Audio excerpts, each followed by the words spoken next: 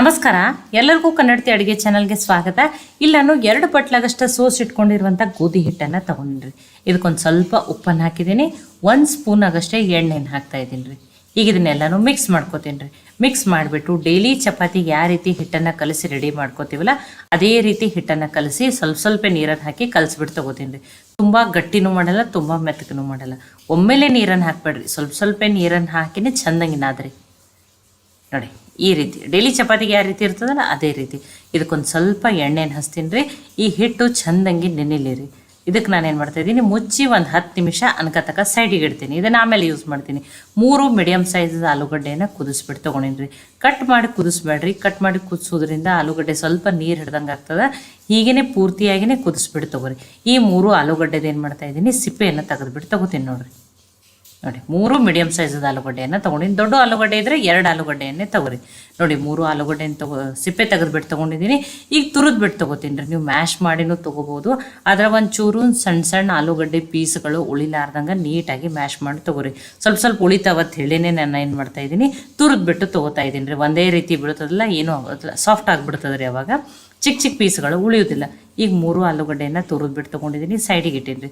Mixie ಜಾರಿಗೆ ಒಂದು 6 ಮೆಣಸಿನ್ಕಾಯಿನ ಹಾಕ್ತಾಯಿದ್ದೀನಿ. ಒಟ್ಟು ಖಾರ ಇಲ್ಲರಿ, ಅದಕ್ಕೆ 6 ಮೆಣಸಿನ್ಕಾಯಿನ ಹಾಕಿದ್ದೀನಿ. ಜಾಸ್ತಿ ಖಾರ ಇರೋ ಮೆಣಸಿನ್ಕಾಯಿ ಇದ್ರೆ 4 ಮೆಣಸಿನ್ಕಾಯಿ ಹಾಕಿರಿ.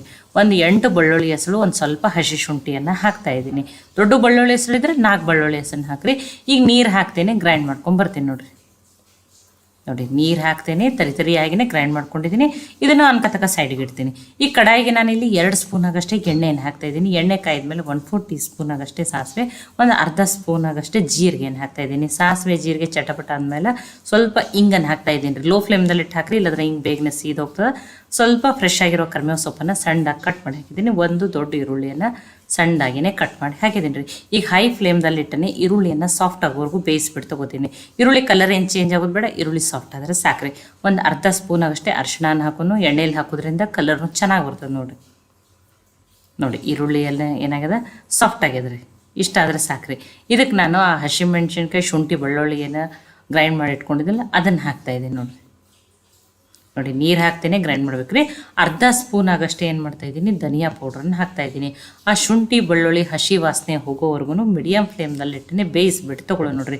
ಅದರ ಹಸಿ ವಾಸನೆ ಹೋಗೋವರೆಗೂ ನೀವು ಇದನ್ನು ಬೇಯಿಸ್ಬಿಟ್ಟು ತೊಗೊ. ಮೀಡಿಯಮ್ ಫ್ಲೇಮ್ದಲ್ಲಿಟ್ಟು 1 ನಿಮಿಷ ಆಗಷ್ಟು ಬೇಯಿಸ್ಕೊಂಡಿದ್ದೀನಿ. ಅದು ಬೇಯ್ದ್ಮೇಲೆ ನಾನಿಲ್ಲಿ ಆಲೂಗಡ್ಡೆಯನ್ನು ತುರಿದ್ಬಿಟ್ಟು ಇಟ್ಕೊಂಡಿದ್ದಿಲ್ಲ ಅದನ್ನು ಹಾಕ್ತಾಯಿದ್ದೀನಿ ನೋಡಿರಿ.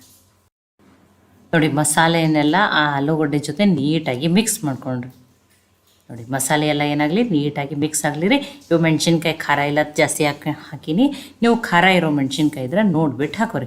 ನೋಡಿ ಈಗ ಮಸಾಲೆ ಎಲ್ಲ ಏನಾಗೈತಿ, ನೀಟಾಗಿ ಮಿಕ್ಸ್ ಆಗಿದೆ. ಇದಕ್ಕೊಂದು ಸ್ವಲ್ಪ ತೊಳೆದು ಕಟ್ ಮಾಡಿ ಇಟ್ಕೊಂಡಿರುವಂಥ ಕೊತ್ತಂಬರಿ ಸೊಪ್ಪು, ಒಂದು ಅರ್ಧ ಸ್ಪೂನ್ ಆಗಷ್ಟೇ ಚಿಲ್ಲಿ ಫ್ಲೆಕ್ಸನ್ನು ಹಾಕ್ತಾಯಿದ್ದೀನಿ. ಚಿಲ್ಲಿ ಫ್ಲೆಕ್ಸ್ ಆಪ್ಷನಲ್ಲು, ನೀವು ಬೇಕಂದ್ರೂ ಹಾಕೋಬೋದು, ಇಲ್ಲಾಂದ್ರೆ ಅದನ್ನು ಸ್ಕಿಪ್ ಮಾಡ್ಬೋದು. ಟೇಸ್ಟ್ ಚೆನ್ನಾಗಿ ಬರ್ತದೆ. ಒಂದು ಅರ್ಧ ಸ್ಪೂನ್ ಆಗಷ್ಟೇ ಹಾಕಿದ್ದೀನಿ. ಈಗ ಇದನ್ನು ಗ್ಯಾಸನ್ನು ಆಫ್ ಮಾಡಿದ್ದೀನಿ. ಈಗ ಇದು ಕಂಪ್ಲೀಟಾಗಿ ಆರ್ಬೇಕು ರೀ.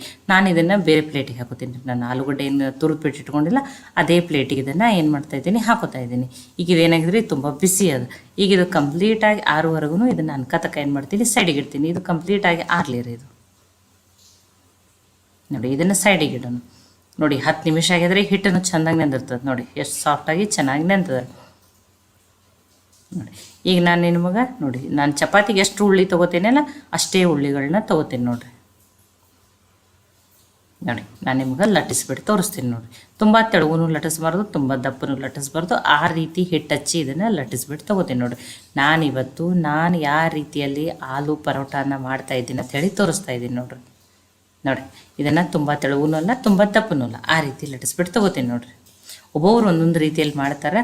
ನಾನು ಮನೆಯಲ್ಲಿ ಯಾವ ರೀತಿ ಮಾಡ್ತಾಯಿದ್ದೀನಿ ಅಂಥೇಳಿ ಅದನ್ನು ತೋರಿಸ್ತಾ ಇದ್ದೀನಿ ನೋಡಿ. ತುಂಬ ತೆಳುಗೂ ಬೇಡ, ತುಂಬ ದಪ್ಪನೂ ಬೇಡ, ಆ ರೀತಿ ಲಟ್ಟಿಸ್ಬಿಟ್ಟು ತೊಗೋತೀನಿ ನೋಡಿರಿ. ನೋಡಿ ನಾನಿದು ದೊಡ್ಡ ಉಳ್ಳಿ ತೊಗೊಂಡಿನಿ, ದೊಡ್ಡ ಪರಾಠಾನೇ ಮಾಡಿ ತೋರಿಸ್ತೀನಿ. ಇಲ್ಲ ನಿಮ್ಗೆ ಈ ರೀತಿ ಬರಲ್ಲ ಅಂದ್ರೆ ನಾನು ಏನು ಮಾಡ್ತೀನಿ, ಇನ್ನೊಂದನ್ನು ಸಣ್ಣದಾಗಿನೂ ಮಾಡಿಬಿಟ್ಟು ತೋರಿಸ್ತೀನಿ. ಆ ರೀತಿಯೂ ನೀವೇನು ಮಾಡ್ಬೋದು ಒಬ್ಬರಿಗೆ ಇಷ್ಟು ದೊಡ್ಡ ಲಟ್ಸೋಕ್ಕೂ ಬರೋಲ್ಲ, ಚಿಕ್ಕಾಗಿ ಲಟ್ಸಿಬಿಟ್ಟು ತೊಗೋತಿರ್ತಾರೆ ಅವ್ರು. ನಿಮಗೆ ಆ ರೀತಿಯೂ ಸಣ್ಣದು ಒಂದು ದೊಡ್ಡದು ಎರಡೂ ರೀತಿ ಮಾಡಿ ತೋರಿಸ್ತೀನಿ ನೋಡಿರಿ. ನಿಮಗೆ ಯಾವ ರೀತಿ ಈಸಿಲ್ಲ ನೀವು ಆ ರೀತಿ ಏನು ಮಾಡ್ಬೋದು ಮಾಡ್ಕೋಬೋದು ನೋಡಿರಿ. ನೋಡಿ ಈಗ ಇದನ್ನು ಲಟ್ಟಿಸ್ಬಿಟ್ಟು ತೊಗೊಂಡೀನಿ. ಈ ಆಲೂಗಡ್ಡೆ ಸ್ಟಫಿಂಗಕ್ಕೆ ಇನ್ನೂವರೆಗೂ ಉಪ್ಪನ್ನು ಹಾಕಿದ್ದಿಲ್ಲ ರೀ. ನೋಡಿ ಈಗ ಇದನ್ನು ಕಂಪ್ಲೀಟಾಗಿ ಆರಿದ ಮೇಲೇ ನಾನು ಉಪ್ಪನ್ನು ಹಾಕ್ತೀನಿ ರೀ. ಇಲ್ಲಾಂದ್ರೆ ಉಪ್ಪು ಅವಾಗೆ ಬಿಸಿ ಇರುವಾಗಲೇ ಹಾಕಿದ್ರೆ ಅದು ಒಂಥರ ನೀರು ಬಿಡ್ತದೆ ರೀ. ಸ್ಟಫಿಂಗ್ ಎಲ್ಲ ಏನಾಗ್ಬಿಡ್ತದೆ, ನೀರು ಒಂದು ಸ್ವಲ್ಪ ಉಪ್ಪಿನಿಂದ ನೀರಿನ ಅಂಶ ಬಿಟ್ಟು ಏನಾಗ್ತವೆ, ಪರಾಟ ಹರಿಯೋ ಚಾನ್ಸಸ್ ಇರ್ತವೆ. ಅದಕ್ಕೆ ನಾನೇನು ಮಾಡ್ತೀನಿ, ಯಾವಾಗಲೂ ಈ ರೀತಿ ಮಾಡಿಬಿಟ್ಟು ಲಾಸ್ಟಿಗೆ ಆರಿದ ಮೇಲೇ ಉಪ್ಪನ್ನು ಹಾಕೋತೀನಿ ನೋಡಿರಿ. ನಾನಿವತ್ತು ತ್ರಿಕೋನ ಆಕಾರದಲ್ಲಿ ಅಥವಾ ಟ್ರಯಾಂಗಲ್ ಶೇಪ್ ಪರೋಟಾನ ಮಾಡಿ ತೋರಿಸ್ತಾ ಇದ್ದೀನಿ ನೋಡಿರಿ. ಈ ರೀತಿ ಮಾಡಿರಿ ತುಂಬ ಈಸಿ ಇರ್ತದೆ, ಮತ್ತು ಯಾವ ಪರಾಟನೂ ಹರಿಯೋದಿಲ್ಲ, ಏನಿಲ್ಲ, ತುಂಬ ಈಸಿಯಾಗಿ ಮಾಡ್ಕೋಬೋದು ನೋಡಿರಿ. ಇದು ನೋಡಿ ಈ ರೀತಿ ನೋಡಿ ಮಧ್ಯಕ್ಕಷ್ಟೇ ಸ್ಟಫಿಂಗನ್ನು ಹಾಕಿ ನೋಡಿ ಈ ರೀತಿ ನೀಟಾಗಿ ಮಡಿಚಿಬಿಟ್ಟು ತಗೋರಿ. ನೋಡಿ ತುಂಬ ಸಿಂಪಲ್ ಅದ ಇದು ಮಾಡೋದು. ನೋಡಿ ಎಲ್ಲರಿಗೆ ಆ ಹೋಳಿಗೆ ಗತೆ ತುಂಬಿ ಮಾಡೋದು ಈಸಿ ಅನ್ಸೋದಿಲ್ಲ ರೀ. ಕೆಲವ್ರಿಗೆ ಏನಾಗ್ತವೆ, ಅದು ಪರ್ಫೆಕ್ಟಾಗಿ ತುಂಬ ಬರಲಿಲ್ಲ ಅಂದರೆ ಏನಾಗ್ತದೆ, ಹರಿದು ಬಿಡ್ತಾವೆ ಅವೆಲ್ಲನೂ ಪರಾಟ. ನೋಡಿ ಈ ರೀತಿ ಮಾಡ್ಕೋರಿ. ನೋಡಿ ಸ್ವಲ್ಪ ಲಟ್ಟಿಸ್ಬಿಟ್ರೆ ಮುಗೀತು ನೋಡ್ರಿ. ನೋಡಿ ಯಾವುದೇ ರೀತಿ ಹರಿಯೋದಿಲ್ಲ, ಏನಿಲ್ಲ. ನೋಡಿ ಆಲ್ರೆಡಿ ತವೆಯನ್ನು ಕೈಲಕ್ಕೆ ಇಟ್ಟಿನಿ, ತವೆಯನ್ನು ಚೆನ್ನಾಗಿ ಕಾಯ್ದದ. ನೋಡಿ ಈ ರೀತಿಯಿಂದ ನೀಟಾಗಿ ಎಲ್ಲ ಕಡೆ ಕೈಯಿಂದ ಪ್ರೆಸ್ ಮಾಡ್ರೆ ಆ ಸ್ಟಫಿಂಗ್ನು ದಂಡಿವರೆಗೆ ಹೋಗಿರ್ತದೆ ನೋಡಿರಿ. ನೋಡಿ ಈಗ ಇದನ್ನು ಬೇಯಿಸ್ಬಿಟ್ಟು ತೊಗೊಳೋಣ ನೋಡಿರಿ. ನೋಡಿ ತುಂಬ ಈಸಿ ಅದ ರೀ. ನೀವು ಇದನ್ನು ಬ್ರೇಕ್ಫಾಸ್ಟು, ಲಂಚು, ಡಿನ್ನರು ಯಾವುದಕ್ಕಾದ್ರೂ ಮಾಡ್ಕೋಬೋದು ನೋಡಿ. ದಿನಾಲು ಉಪ್ಪಿಟ್ಟು, ಅವಲಕ್ಕಿ, ಇಡ್ಲಿ, ದೋಸೆ ತಿಂದು ಬೇಜಾರಾಗಿತ್ತು ಅಂದರೆ ಒಂದೊಂದು ಸಲ ಆಲೂ ಪರಾಟ ಈ ರೀತಿ ಡಿಫ್ರೆಂಟಾಗಿನೂ ಮಾಡ್ಕೋಬೋದು ನೋಡಿರಿ. ನೋಡಿ ಈಗ ಪರಾಟನ ಬೇಯಿಸ್ಬಿಟ್ಟು ತೋರಿಸಿದ್ದೀನಿ. ಈಗ ಅದನ್ನು ಇನ್ನೊಂದು ಇಷ್ಟು ದೊಡ್ಡ ಪರಾಟ ಮಾಡೋಕ್ಕೆ ಬರೋದಿಲ್ಲ, ಸಣ್ಣನೂ ಮಾಡ್ಕೋಬೋದು, ಅದನ್ನು ಈಸಿ ಅದು. ನಿಮಗೆ ಅದನ್ನು ಒಂದು ಲಟ್ಟಿಸ್ಬಿಟ್ಟು ಮಾಡಿಬಿಟ್ಟು ತೋರಿಸ್ತೀನಿ ನೋಡಿ. ನಿಮಗೆ ಎರಡೂ ರೀತಿ ಮಾಡ್ತೀನಿ, ಯಾವ್ದು ಈಸಿಲ್ಲ ಇದು ಮಾಡ್ಕೊರಿ ನೀವು ಅದೇ ರೀತಿನೇ. ನೋಡಿ ಇನ್ನೊಂದನ್ನು ನೋಡಿರಿ, ಇದು ಅಗದಿ ಪುರಿಗಿಂತ ಸ್ವಲ್ಪ ಹಿಟ್ಟನ್ನು ಜಾಸ್ತಿ ತೊಗೊಂಡಿದ್ದೀನಿ ನೋಡಿ. ಪುರಿಗಿಂತ ಸ್ವಲ್ಪ ದೊಡ್ಡ ಸೈಜದಷ್ಟು ನೋಡಿರಿ, ಮೀಡಿಯಮ್ ಆಗಿ ಲಟ್ಟಿಸ್ಬಿಟ್ಟು ತೊಗೊಳ್ರಿ, ಅಷ್ಟು ದೊಡ್ಡದಲ್ಲ ನೋಡಿ. ಪುರಿಗಿಂತ ಸ್ವಲ್ಪ ಹುಳಿ ಜಾಸ್ತಿ ತೊಗೊಂಡಿಲ್ಲ, ಪುರಿಗಿಂತನೂ ಒಂದು ಚೂರು ದೊಡ್ಡದಾಗಿಯೇ ಲಟ್ಟಿಸ್ಬಿಟ್ಟು ತೊಗೊಳೋದು ನೋಡಿರಿ. ಮತ್ತು ತುಂಬ ಕಡಿಮೆ ಎಣ್ಣೆಯಲ್ಲಿ ಮಾಡಿರುವಂಥ ಇದನ್ನು ಬ್ರೇಕ್ಫಾಸ್ಟು, ಲಂಚು, ಡಿನ್ನರು ಯಾವುದಕ್ಕಾದರೂ ತಿನ್ಬೋದು ನೋಡಿ.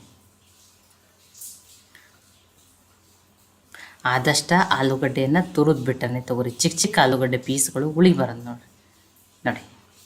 ಈ ರೀತಿ ಮಡಿಚಿಬಿಟ್ಟು ನೋಡಿ, ತುಂಬ ಸಿಂಪಲ್ ಅದ್ರಿ, ಭಾಳ ಬೇಗನೇನೂ ಆಗ್ತದೆ ನೋಡಿ. ಯಾವುದೇ ರೀತಿ ಒಡೆಯೋದಿಲ್ಲ, ಈ ರೀತಿ ನೀಟಾಗಿ ಪ್ರೆಸ್ ಮಾಡಿರಿ ನೋಡಿ. ಆ ಸ್ಟಫಿಂಗ್ನು ಎಲ್ಲ ದಂಡಿವರೆಗೆ ಹೋಗ್ಬಿಡ್ತದೆ.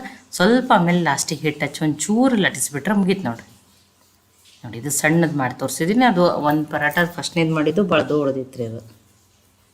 ನೋಡಿ ಇದನ್ನು ಏನು ಮಾಡ್ತೀನಿ, ಬೇಯಿಸ್ಬಿಟ್ಟು ತೊಗೋತೀನಿ ನೋಡಿರಿ. ಎರಡನ್ನೂ ಬೇಯಿಸ್ಬಿಟ್ಟು ತೊಗೊಂಡಿದ್ದೀನಿ ನೋಡಿ. ಎಷ್ಟು ಚೆನ್ನಾಗಿ ಬಂದವು ನೋಡಿರಿ.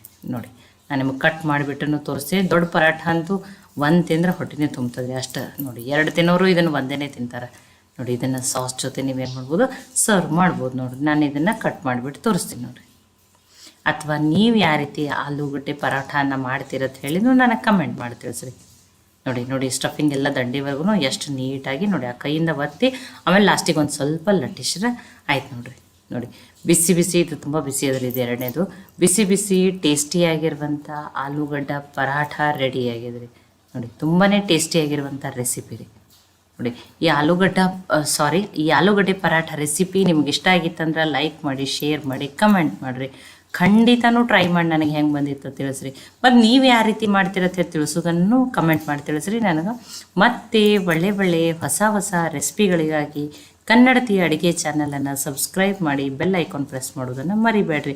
ಮತ್ತು ಯಾವುದೇ ರೀತಿ ಉತ್ತರ ಕರ್ನಾಟಕದ ರೆಸಿಪಿಗಳು ಬೇಕಂದ್ರೂ ನೀವು ನನಗೆ ಕಮೆಂಟ್ ಮಾಡಿ ತಿಳಿಸ್ರಿ, ನಾನು ಮಾಡಿಬಿಟ್ಟು ತೋರಿಸ್ತೀನಿ ನಿಮಗೆ.